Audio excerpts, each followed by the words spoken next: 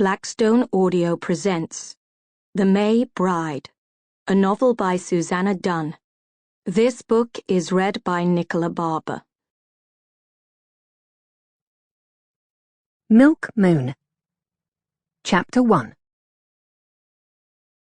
Twice my life has turned on the step of a girl through a doorway. First when I was 15, and my new first ever sister-in-law came walking into Wolf Hall.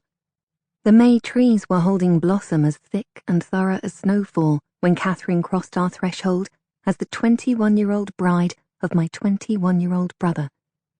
2 days on the road, but she was as fresh as a daisy in her buttercup silk. 30 miles from her home to ours, the furthest she'd ever ventured and, to me, unthinkably far. An heiress in her own right in a minor way, she came stepping up to be daughter-in-law of a knight and wife of the Seymour heir.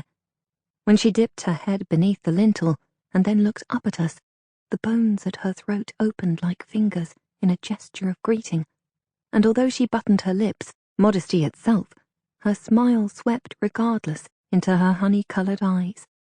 My brother's hand was at, not quite in, the small of her back. I didn't stand a chance. Looking back over 13 years, that's what I see. In the very first instant, I was won over. And of course I was.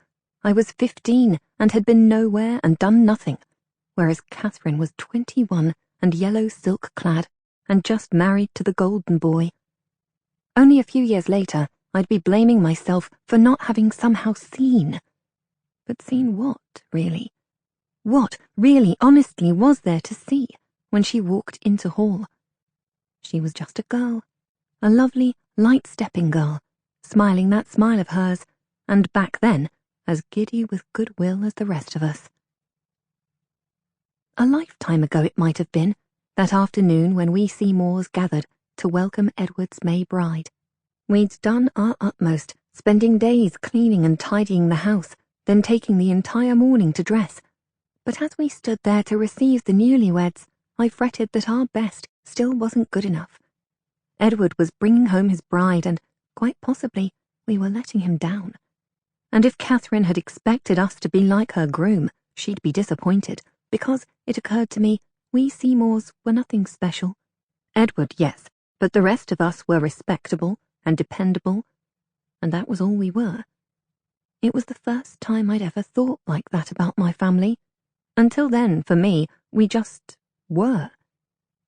Now, thinking back, remembering us assembled there, I find myself marvelling at our Sample complete. Ready to continue?